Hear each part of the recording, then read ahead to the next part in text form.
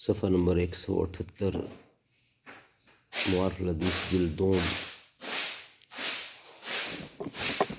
اردو ترجمہ اور تشریحات کے ساتھ احادیث نبوی کا ایک جدید اور جامع انتخاب۔ معارف الحدیث، تالیف مولانا محمد منظور نعمانی رحمۃ اللہ۔ الحمدللہ نحمدہ ونصلی علی رسولہ الکریم، بسم اللہ الرحمن الرحیم۔ قال النبی صلی اللہ علیہ وسلم، حضرت ابو ہریرہ رضی اللہ سے روایت ہے، فرماتے ہیں کہ میں نے صادق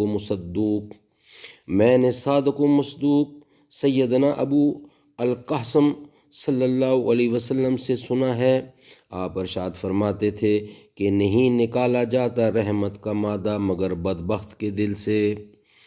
مطلب یہ ہے کہ رحم اور ترس کے مادہ سے کسی کے دل کا بالکل خالی ہونا اس بات کی نشانی ہے کہ اللہ کے نزدیک وہ بدبخت اور بے نصیب ہے، کیونکہ کسی بدبخت ہی کا دل رحمت کے مادہ سے خالی ہوتا ہے۔